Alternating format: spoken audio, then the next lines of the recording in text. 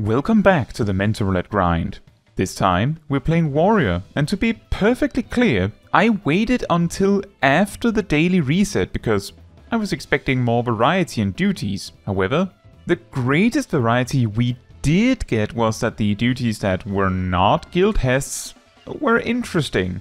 I am, however, a bit shocked that the guild hest spam seems to continue past the daily reset. With that said, our first duty was the guild hest stinging back, and for a moment I got worried I was going to die as a result of the stun happening just as I was about to use Rampart. Aside from that, not that much of interest happened here. I imagined part of what made this mega pull scary was that our group had kinda limited AoE. For duty 2, we went to the guild hest enemy stronghold, and no, nothing particularly interesting happened here either. For duty 3, we went to the guild hest Long Live the Queen. It turned out the healer knew me, and also died to the massive explosions, although in a different way to how I did it previously. It is quite interesting that the hardest part about this duty, the red marshmallows applying sleep, is gone by the time the boss appears. I think it would have made way better sense if the boss summoned more marshmallows as adds, or the boss itself had a sleep or crowd control of its own of some kind. For duty 4, we went to the Aery with an incredibly efficient group. It also turned out at the end that Narantuya, one of the Pictomancers, knew me. Hello! Due to what I imagine was the sheer power of Pictomancers, sometimes when I was doing a big pull, the first pack would be dead before I got to my destination, so that's great. The first boss in this dungeon, Rangda, isn't very clear with its mechanics. Electric Cachexia is a donut AoE, but you just need to know that. Electrocution shoots a line AoE with a knockback on what appears to be 3 players. Again, you just have to know that. And the one a lot of players don't quite get is the Ionospheric Charge. This places a purple tether on one player and does a lot of damage if not dealt with. The way you deal with it is the towers in the outer edges of the arena. You can simply pass off the tether to one of them, and the lightning strike will destroy them instead. What often catches even players that know that off guard is that the ad that spawns shortly after the tether is applied puts a heavy debuff on the tethered player, so now they can't actually make it in time. For this reason, the best you can do is run early and get it over with.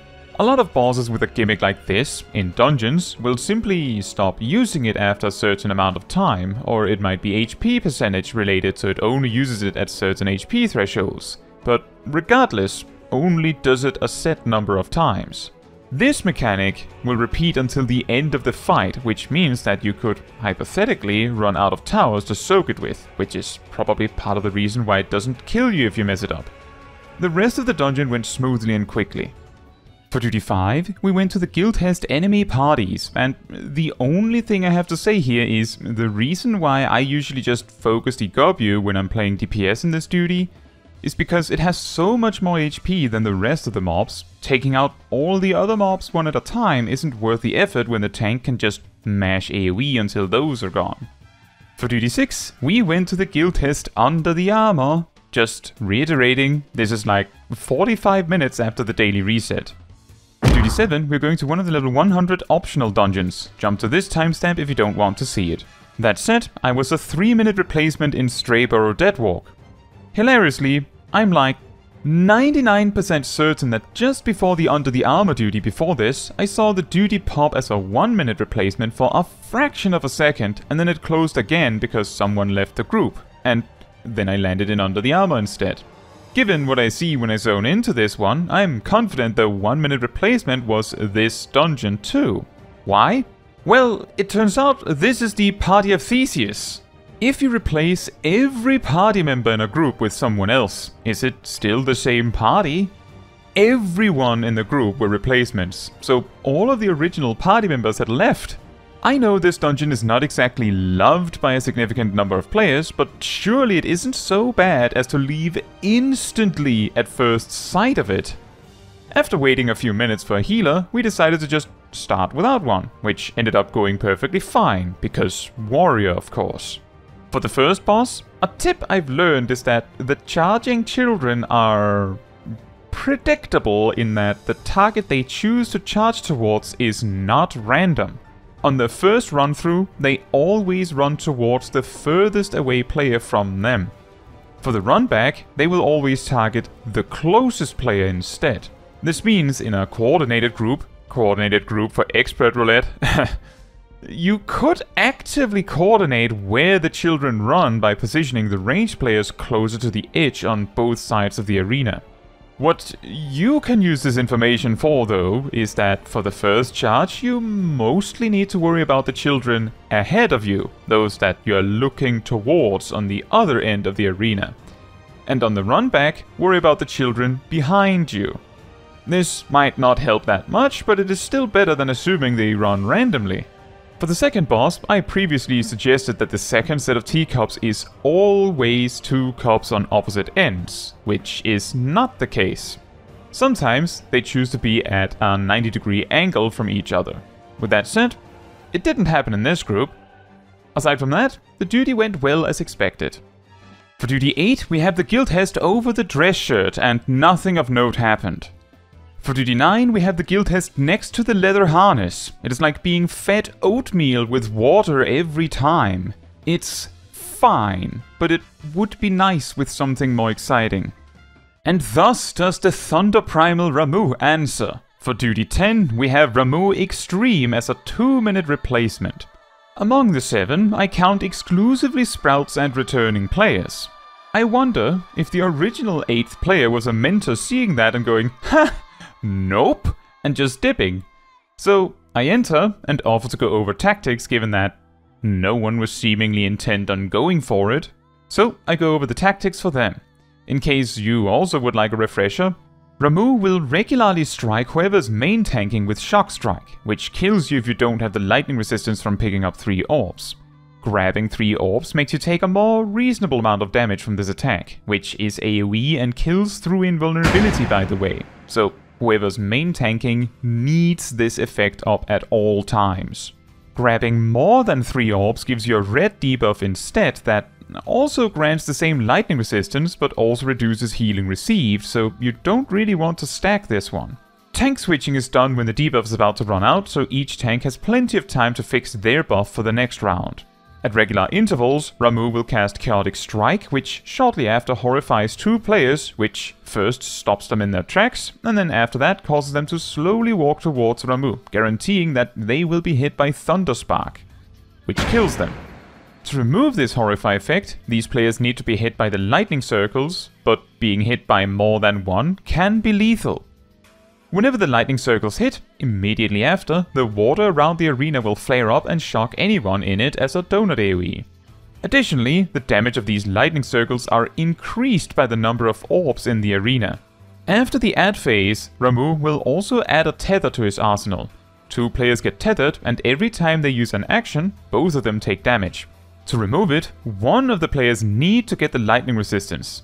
Interestingly, if only 1 or sometimes even 0 players lack the lightning resistance, Ramuh is likely to put the debuff on 1 person, and the tether only appears once a second valid target appears, which means it can accumulate build-up before you have much ability to actually deal with it. This means that the tank switching and the tethers compel players to leave a lot of orbs around to get rid of these effects, or deal with these effects. While simultaneously, leaving a lot of orbs around massively increases the damage of the lightning circles. So, in most cases, you don't want much more than like 3 orbs on at a time, and then try to make use of the orbs for tank switches and tethers in an alternating fashion.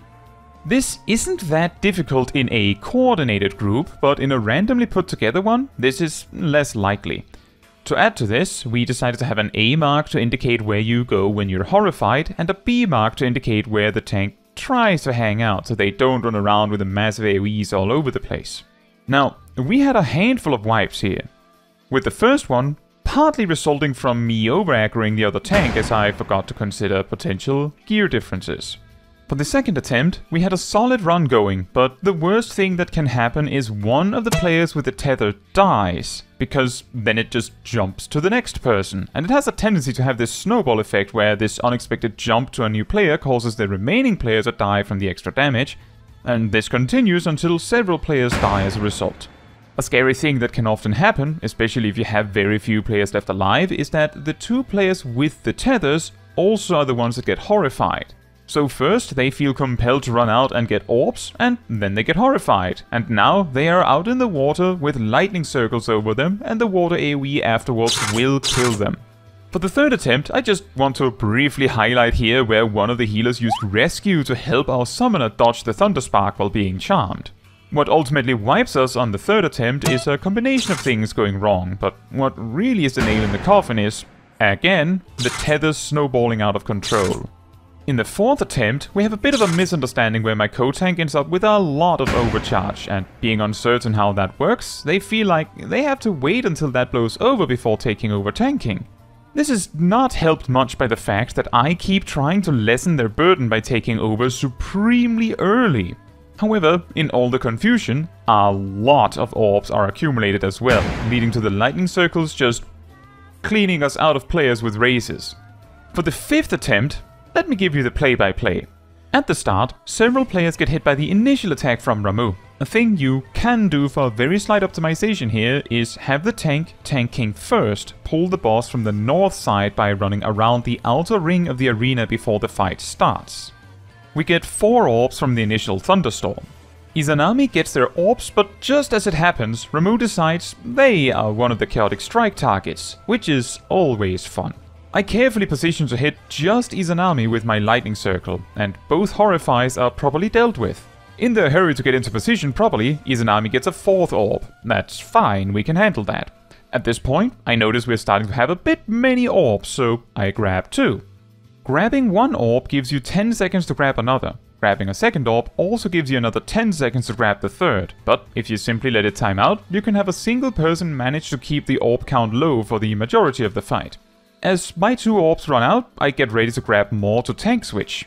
An extremely scary thing that can happen is that Ramuh will interrupt whatever sequence he's busy with to engage the add phase when his HP drops to a certain point, which means, worst case, he will cast Chaotic Strike, cancel Thunderstorm to summon adds, cast Chaotic Strike again, and only then cast Thunderstorm, leading to 4 players being out of commission at the same time, potentially. Somehow, we managed to resolve this with 0 deaths. With that said, as long as I'm tanking Ramuh, and my body isn't blocking melee DPS from attacking an ad they need to reach, I can safely focus my attacks on helping with the adds. The add phase lasts 2 minutes at most, and interestingly, if all the adds are alive for the whole thing, you will wipe to the Judgment Bolt regardless of your actions after 90 seconds have passed. Ramuh won't skip to Judgment Bolt early though, he will let you spend those 30 seconds knowing you have already lost. He's just a funny guy like that. I have a Mythbuster video where I went into more detail on this if you're curious.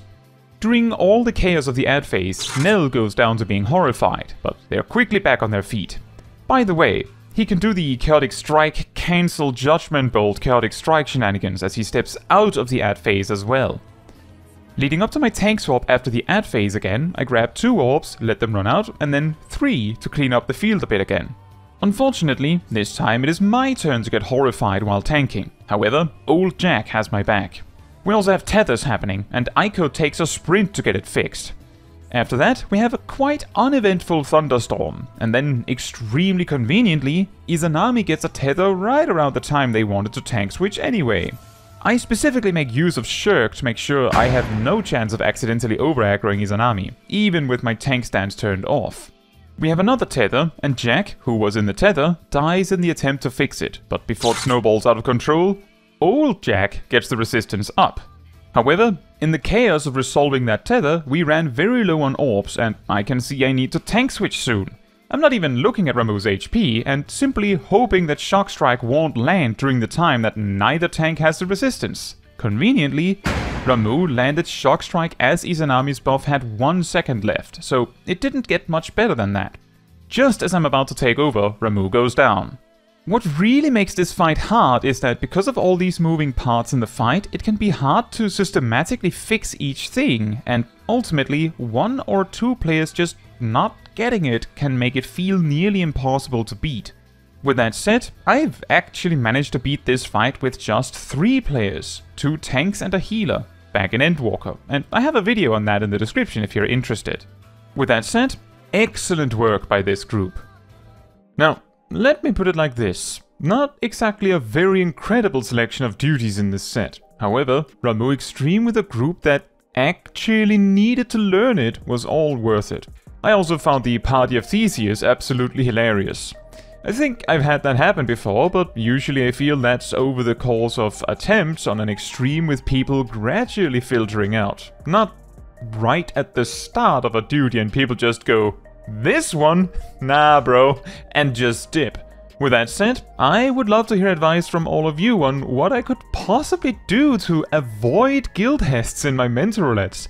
Is it a specific time of the week that has a particular concentration of this? A specific time of day? I've tried afternoon both Monday, Wednesday and Friday, and now also Monday right after the daily reset, which in Europe is late afternoon to early evening. I'm really not sure what it would take. Now, that is all for this video. Thank you so much for watching. If you would like to support me and my channel more directly, you can become a member like these wonderful people here. You can also alternatively support me through Ko-Fi, link in the description. You can also support the channel by letting the YouTube algorithm know by liking the video, leaving a comment, subscribing, sharing, and hitting the bell to get notified when next I post a video. Fun fact, before Shadowbringers, Warrior's Horngang actually rooted the warrior to the floor, which incidentally also made them immune to knockbacks. Eventually, this rooting effect was removed, but supposedly the knockback immunity was kept around, but just never mentioned in the tooltip. At some point, the knockback immunity was removed, or was it ever there? But seemingly was never mentioned. All I know is that the knockback immunity didn't exist in late Endwalker. Isn't that strange?